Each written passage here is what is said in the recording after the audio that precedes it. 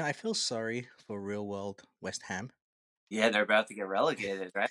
I hope so. I just the irony. You're about to become Richmond.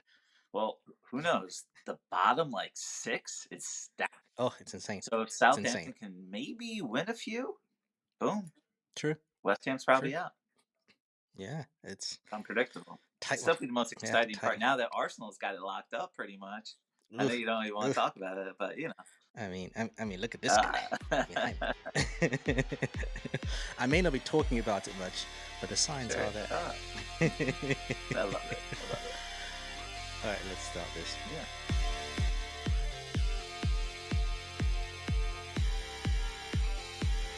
Hey, sports nerds! Welcome to a nerdy bug review of Ted Lasso season 3, episode 4.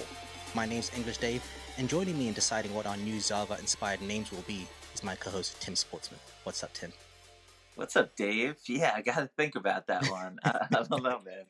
I mean, I love it. d- But d- uh, Van Damme is back. Van Damme. Well, first his original was Zorro, So, and then Zava's like, why can't it be Zorro?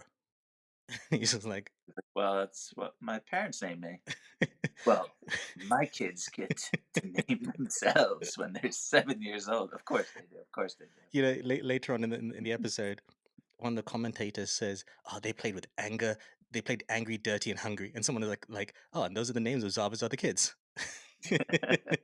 There's so many lines, man. It's hard to keep track. So many Such lines. brilliant writing, such brilliant character development. Mm-hmm. I am 100% Team Jamie, and like I know we've been here, but each and every episode we just become more fans of him. Mm-hmm. I love it. Even his explanation for why he only wears a shirt and no bottoms to sleep.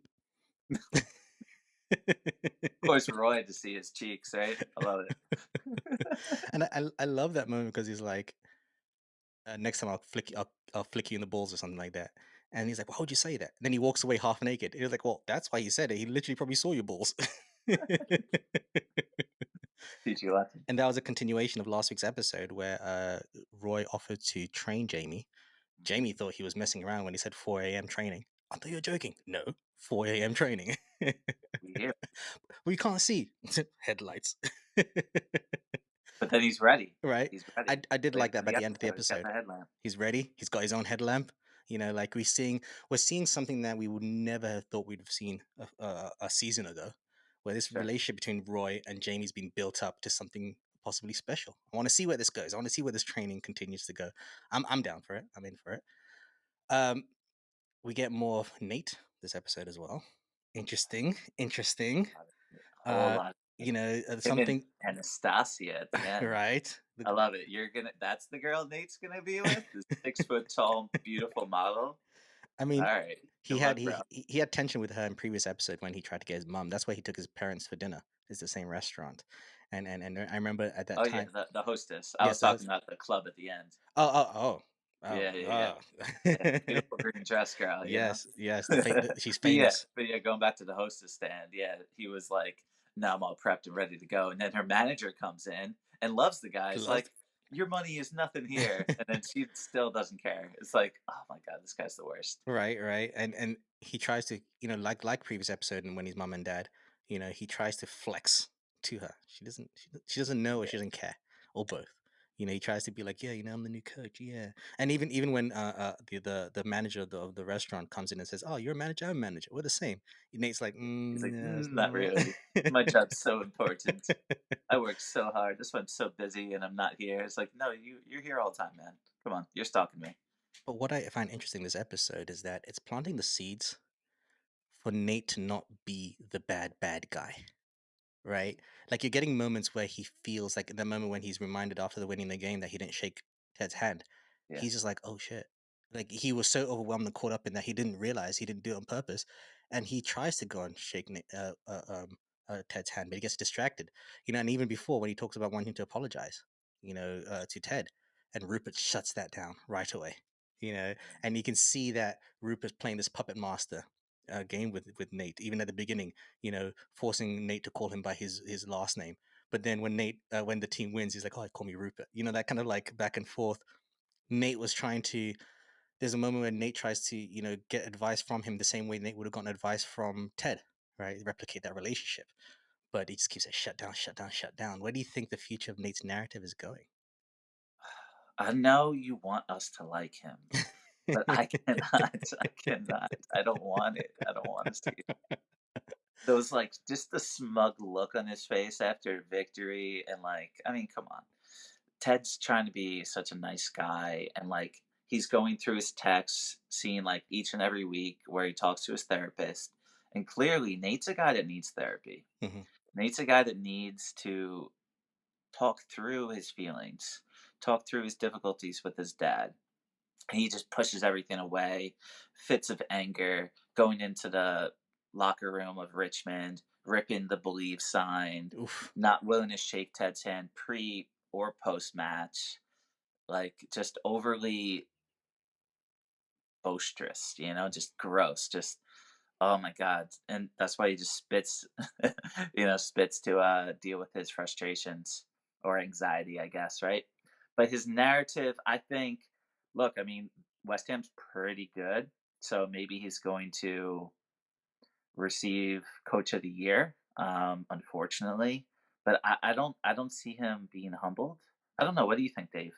Where do I, you I think this goes for him? I think they are definitely setting up a redemption arc.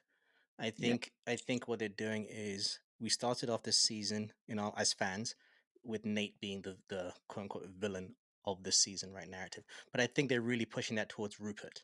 Right, there's no right. redeeming quality. They make him like he's almost like a devil, like he's almost like a supervillain type thing. The way they're presenting him, with his relationship with Rebecca, and then again we see these moments where Nate's kind of like thinking he doesn't want to necessarily be friends with Ted again, but he wants to like he mentions the way I left. Maybe I should apologize for that. And it's only anytime he thinks like that, it's either Rupert shutting him down or when he sees Ted later to go and shake his hand, he gets interrupted by Rupert's secretary. There's always something in Yeah, the way. Even in the elevator when he wants to talk to Ted, yeah. door opens, Rupert's there. It's like so you get this moment. Like I think right now, Nate's problem is that he's easily influenced by Rupert and he's chasing things that he shouldn't be chasing. But there's a part of him Mhm. that feels kind of bad. Even in the beginning, he has a moment that's parallel to Ted's moment in the first episode of this season, where the figurines, right, it drops on the floor, and he gets mad and he puts the Ted figurine back up. It's almost reminiscent of the intro of the episode of this. Oh, sorry, the episode of the season when Ted does the similar thing with the Yeah, Legos. Legos, yeah. So they're thinking about each other, uh, Oh, which for I sure. which I think is interesting, but not Um, in the at least from Ted's point of view. We'll get to Ted in a bit. He's not really thinking about the game as much as he not at should. all. Not He's the at all. coach. He's not even thinking about this big. In fact, they have to tell him like, "Aren't you mad at Nate? You should be angry at him." And Yeah, he's just like, "Eh." And the reason why, let's go to Ted right now. The reason why, coming off of last week's episode and the big news about his ex-wife dating his therapist, his marriage yeah, therapist, yeah, you know, he ends up with Sassy because last week we weren't sure if he was with Sassy or not. He did spend the night with Sassy, and he does a lot of things that a lot of people do when they have heartache for their exes or some kind of heartache. yeah. They go on to the next person and latch on and is like, "Do you want to go on a date?" And I was like, "Oh no, Ted, no." But I did like how, Mhm. and I ask you what you thought. I did like how Sassy reacts. Right, she's honest with him, but she's not mean. No. Right, and then she tells him that he's a mess. So throughout this whole episode, Ted finds out that he's a mess. What did you think about Ted coming to this realization that we all knew, of course, and everyone knows? Yeah, that everyone knows. That's why the Diamond Dogs are back. Whether Roy Woo! wants to, be in it or not, he'll make his opinions clear from the next room. But I think the best part was, he was constantly asking everybody, "Am I a mess? Am I a mess? Am I a mess?" And then he has a nice dialogue with Rebecca, where they get really genuine with each other. And he's like, "Yeah, I'm a prog mess I love in that. progress. And that's what it's all about. That's everybody. We're all trying, these good people. I love, people that are vulnerable, accepting of their flaws, but willing to work on them and willing to be introspective, figure out what's going on, how could I be a better person? And throughout this whole episode, Ted's not worried about his career as much as people would normally be. He's Mhm, worried about how can he deal with his emotions and how can he become a better man. And he finally, right at the end of the episode, admits to Michelle, or at least like confronts that conversation. mhm. And I was just so proud. I was I like, yeah, loved it. there we go, Ted. Loved it. Like, brings it right up. It's like you got to talk about it. And that's what maybe you're right. That's what Nate's gonna have to do. Nate's gonna have to talk to Ted. Maybe Nate and Ted are gonna have a nice conversation eventually. Maybe they're gonna bump into each other on the streets of London. I don't know. Talking about that Michelle conversation, let's go back to that. Sure. What I like about that is um, it isn't a conversation of Ted saying, I want you back, right? He tells her he loves her and he loves his family. And then he says the line for me is a standout line, no matter what that looks like, right? No matter what happens, we're going to share grandchildren. So it's basically Yeah. saying we may not be together, but our lives are connected. And if our lives are going to be connected, you have to be honest with me. You can't just, he's not so mad necessarily about who she's dating. I mean, I'm sure that's part of it because she's a therapist, but it's also Something. how he found out, how things happened, things like that. Talk to me. You kind of like, he was off guard, came out of nowhere for him. And anyone can understand that. Like, there's no narrative, there's no situation where that happened that anyone would be like, oh, that's cool. Yeah, secretly behind my back, got together with our marriage therapist. Yeah. Like, what? So, I love that his honesty. Was like, yeah, it hurt me. I'm just Yeah. telling you, it hurt me. Exactly. He respects that they're not together. It didn't hurt him because she's with someone else. No. As tough as that is, it's the circumstance of how it happened. And I love that reminder to her that we're going to spend the rest of our lives together. We're going to raise a child together. We should have some kind of level of respect Yeah. an openness towards each other at the very least. And I really like that because I thought that was very. It's a very mature way to handle relationships. Because a lot of it happens to a lot of people. You get married, you divorce, but you have a child. So even if Right. you're divorced, there's a link. You're linked for as long as the rest of your life, and hopefully, hope for the rest of your life, because as long as the Yep. child is alive, you're connected to each other, and there's ways to go about it. And I really love that. And I think that paired with Sassy's honesty as well was a really good way of looking at mature ways of dealing with relationships, right? And I thought because Sassy could have been written easily as a character. Oh my god, freaks out! I'm getting out of here. Usually that's how they write when someone asks a character to date, they freak out. And she was very mature about it, and just like, no, this is not for us. Yeah. You're a mess, but what's what I like right now. um that's another focus of the episode. Keely. Keely is going through an interesting thing right now. It's this continued narrative of her running her business, right? I think that's her overall storyline this season, or at least one of Yeah. her Yeah. storylines this season, right? Is like she's running her own business, but how does that work, right? There's one thing to say, I've got my own business, but like, okay, now do it. And so there's a lot of growing pains that she's going through, right? Like certain things she doesn't even know about, and having an HR manager who kind of looks down on her in some parts. Sure. And now the big investor boss, Jack, is going to be at the game, and Keely's not ready. Oh my god, I love that whole narrative, especially finding out that Jack was a woman and not short for Yeah. Jacqueline. And not at all. My my dad wanted a boy. I love that. I love that. But I want to ask about Keely, right? Again, dealing Yeah. with these um growing pains, and one of her growing pains is Shandy. Dealing with Shandy. You know, at first I was like, "Oh, look at you, Shandy, doing a great job doing the videos. On point, directing these films and stuff." I was like, "Okay, Right. Shandy, stepping up where everyone thought you'd mess up." Yeah. And then The find out banter app update. the banter, we can you can fuck a football or something like that. Where do you think? What do you think? Jack's reaction to all this will be? Because I don't know. I feel like Keely Jack's takes reaction to Shandy? just reactions to things. I think like Keely feels like she's disappointing Jack, but I feel like Jack is like I feel like Jack is more down than we realize, than we Oh, think, or at for least than Keely sure. thinks. Right? I mean, you see her shoes in the bathroom. Love the shoes. You see that she's 100% ready to go. Oh, you need toilet paper? Nope, it's the other thing. Let's do a tampon. And then Like these things Keely's happen. just like super on brand for her. She's like spreading all legs. Like I don't know how look, I mean, this is not a conversation for us really, but I know for sure that's not normal. Like there's no way that's how most girls put a tampon in. But she's just ready to go. And she says pay it forward after they leave the bathroom, and then they meet, and she's a little vulnerable, talking about her past, Jack, and how her name isn't Jacqueline, it's Jack because her father obviously didn't want a girl, but here's this power boss of a woman, and Keely's that way too, and Hmm. Keely loves Rebecca, because she's also a power boss, and their dynamic is amazing. And we all of a sudden, like, I'll be honest, at first, like 2 seasons ago in the beginning of this series, I wasn't the biggest Rebecca fan, Yeah. but Keely's introduction to her and building her up and like breaking her down and getting her more vulnerable has made me a huge Rebecca fan. Hmm. Hmm. And seeing Rebecca's arc throughout this episode, that she wasn't, going straight to Rupert's wife to tell him or tell her, by the way, like Rupert's cheating on you, but she's still like Calls out tough enough Rupert. to say straight to Rupert's face, "Hey, by the way, like, don't screw her like you screwed me. Come on, bud. Like, you got to grow up." So I'm all for Keely's development in terms of this business. I mean, it's obviously something super important to her, and I think Jack and her will get along Hmm. smoothly. I Yeah, think 100%. they're two in the same.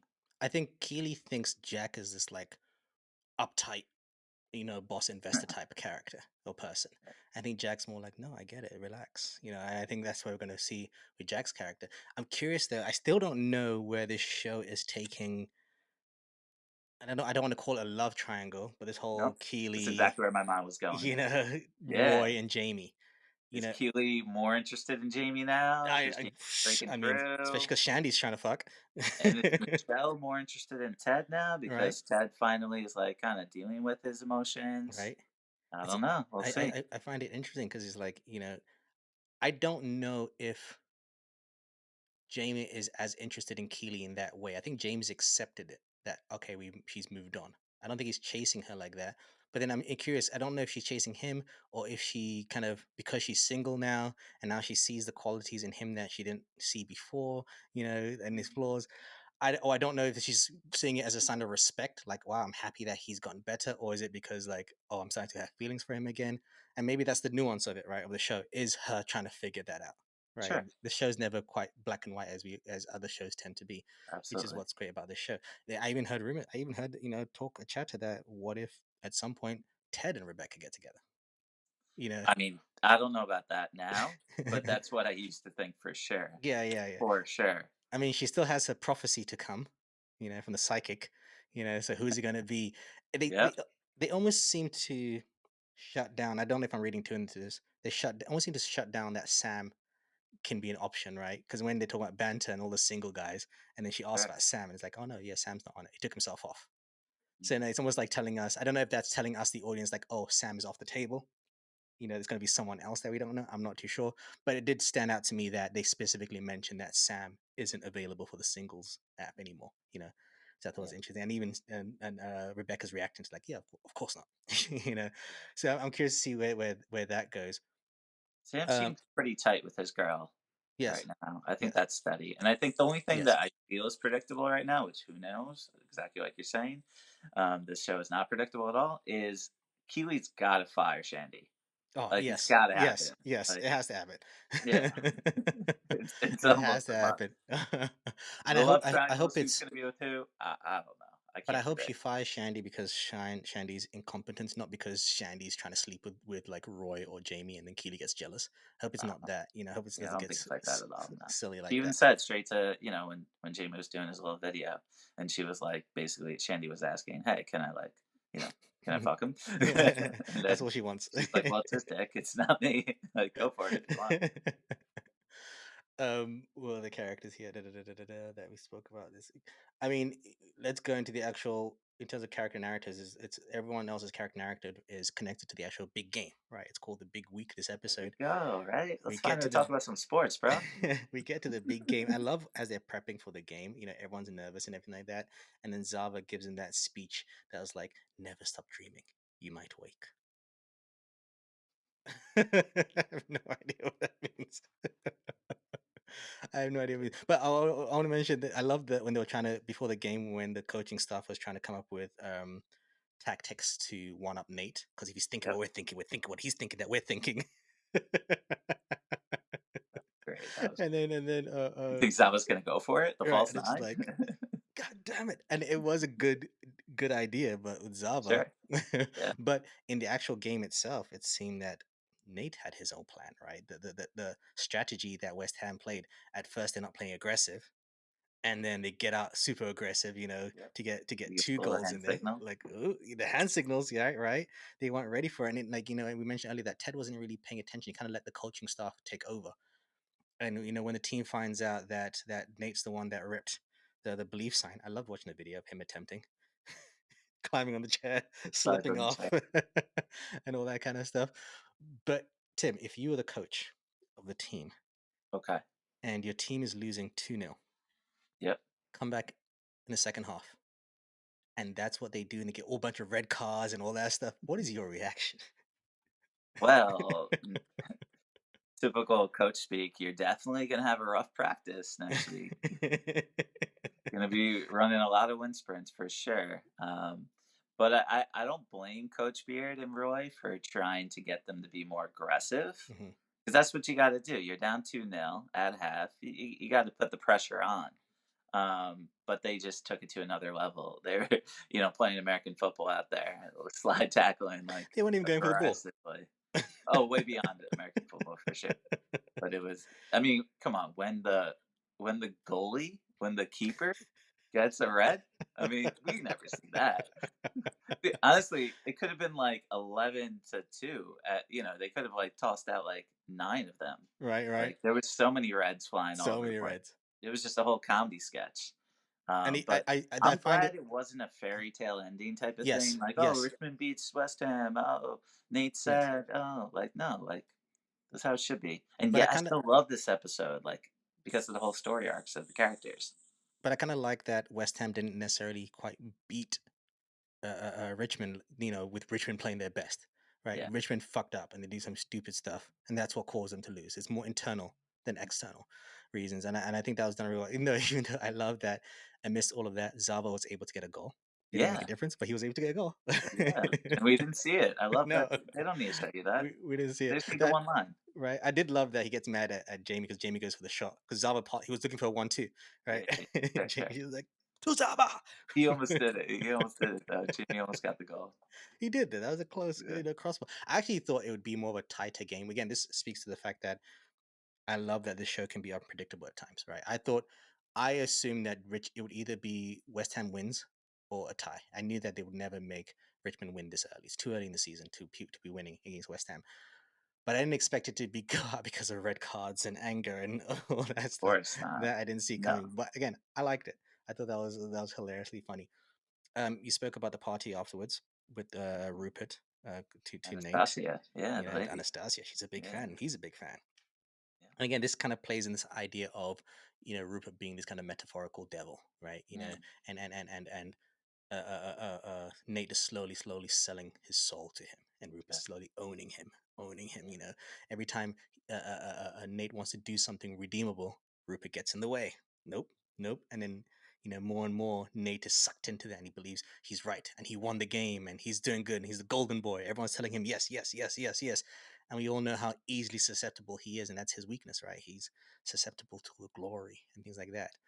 Complete opposite to someone like Ted, and I'm curious to see where that all goes. I have no idea. All I can say for sure is that they're definitely setting up Rupert as the bad, bad, bad. Because even after Rebecca tells him that thing, he still gets up with some other girl at the party. Mhm, mhm. you know, just like what? Where's that guy? But I think you're right. So Nate is so soft. Hmm. He's a little boy and he's trying to like overcompensate for Yep. these feelings. And Rupert is trying to get him to act like him. So Rupert wants Nate to be like Rupert. Hmm. Hmm. Rupert gives him a fancy car, nice suits, hot chicks, like tries to get him to think like him. And Rupert's only stuck in his mind, so he's only gonna understand, oh, people always think like me. Like that's just how it is. But Nate is way more like Ted than he is like Rupert. Hmm. So yeah, I think you're right. Like there's definitely, like I said before, there's definitely gonna be a conversation, probably between Ted and Nate, and that's gonna break Nate down and get him to say something nice probably in public. Yep. Ted's keep on being the nice guy, and Nate's keep on being like, oh, I don't care, I'm too good for this. But there's gonna come a point where Nate's gonna say something nice to Ted or Hmm. about Ted to the media. Hmm. It's true because yeah, you mentioned it's true. Even the manager mentions, "Oh my God, you said all that stuff about him at a press conference." So I think these are things that Nate's not. Even going back to the handshake when he's told, "Oh yeah, you didn't shake the manager's hand." Like you said, he's so like off it that he didn't even realize that he did it because he's so focused on other things and focused on making sure that he impresses the bosses. And Rupert's so focused on making sure that he looks better and puts Rebecca down all the time, which I find interesting because he's always showing off his new baby mama Bex. But then I love her reaction. She basically just shits on him all the time. He's like, "Oh, the baby's all the baby does is poop and drool everywhere." She's like, "Oh, just like her father," you know. Or she's like making fun of him for being old and stuff like that all the time, like constantly, just ripping at him. Not even like in a jokey way, and like, no, he's No, old and stinky, yeah, which I find hilarious. We got to see more of the pub when one of the pub guys brings a friend who supports yeah. West Ham. The West Ham fan. He's like, "Get He's the with fuck me. out of here!"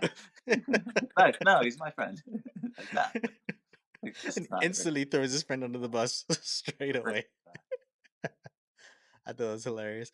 What Yeah, else him do we tripping have? out the bus. Yeah, it was good. And Zava coming out with a cigar. Oh yes, yes, Yeah, Zava just coming with a smooth. cigar. Yo, they had Um, great music in this episode.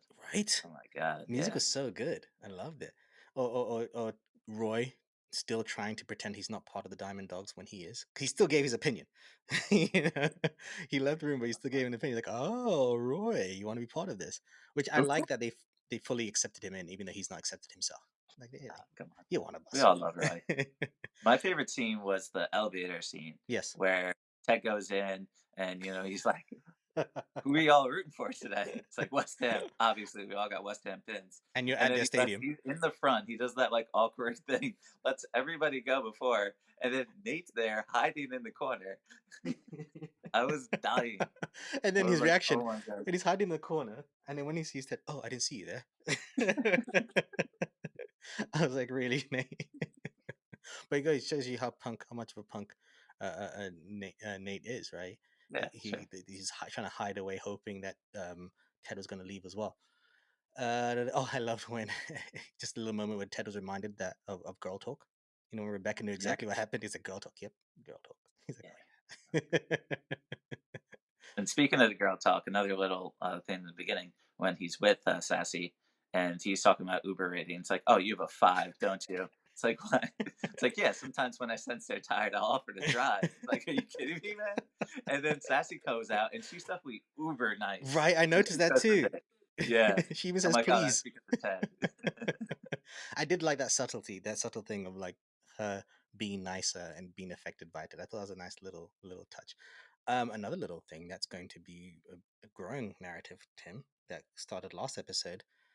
Colin makes that joke, about being gay, and but done in a jokey way, overcompensating, and Trent notices it again. Trent just gives a kind of look like, what are you Trent's doing? so So observant. He knows it all. I mean, right. come on, he's a writer. He has to Which be. again, I think you are right in the sense of I think Trent is going to down this road. Trent's going to be seen more in a positive light. He's not going to take advantage of the situation, and I think from not Ted, Trent. Trent's point of Yeah. view, he's going to at least from his point of view, he's going to try and attempt to help whatever that looks like to from his point of view, not necessarily take advantage. I think it's Mhm. more of he's going to see that this kid is trying to overcompensate by making these jokes, and he's going to try and say like, no, you don't need to do that. Kind of be yourself, kind of thing. I think that's where that's going, but again, we'll find out in future episodes. What I Yeah. do like about this season so far is that it's not so much Ted focused, right? We're getting relationships with characters outside of Ted. Yes, it's Ted influenced, but we're getting relationships. We don't really get too much Ted focused itself, which it's a good thing. Even though the show's called Ted Lasso, it is about the people he's surrounded by and how he helps them.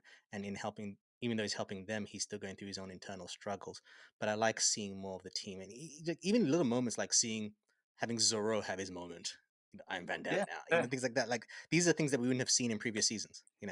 They wouldn't have gotten this kind of attention. And even again, building up Colin's storyline about where that's going. I think these are nice little touches that kind of bring the team together, and I'm really interested to see where it goes, and just even the whole Zaba dynamic with Jamie, and will Jamie end up being better than him, and how does that storyline close out?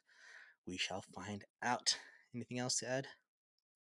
I'm excited, man. Oh, So many twists and turns that could One happen. one more thing, we got a lot of little hint at our favorite couple to hate. When Coach Beard mentions that he and Jane go to Yes. Codependence Anonymous. Yes, exactly. I'm glad you snuck that in. I was trying to I'm like, there's one more thing that would have killed me. So So he's Coach Beer aware. was saying, "Oh, Jane's sister's in town. Do you want me to?" And he immediately just cuts him off. No, I'm good. Like, but yeah, the codependency, Anonymous. anonymous, and I'm like, oh my god, Jane, Like, oh Jane my brought me to goodness. that place. Wow, I want to see where that storyline is going as well. Like, what is the hopefully eventual breakup look like? Who's doing it? Coach Is it Beer's Jane gonna doing have a it? rough night. Oof, One night, it's oof. gonna go off the rails again, Right, like that loopy episode from last season. right. Will he get the fans to be on his side again? I do would like to see an episode with him and the fans though. I think they're fun Yeah, together. They're fun together. yeah. Go to the pub drunk one night, Right, right. Anyway, stumble on in. on that note, I think that's touched on everything so far. Yes, that is everything. Uh, what do you nerdies think? What do you nerdies think the future of these storylines are going? Let us know at the Nerdy Bunch. We'd like to know your thoughts, even though we're probably all going to be wrong because this show is so good. It's able to go in directions that we didn't even see coming. That's why we review this show every week. Thank you, Tim. Thank you, Dave. My name's English Dave, and this has been a Nerdy Bunch presentation of our Ted Lasso Season 3, Episode 4 review. Check out some of our other podcasts where we reviewed other shows, such as the Last of Us. Check that out, it's a great show. And as always, Tim, Keep it nerdy. peace.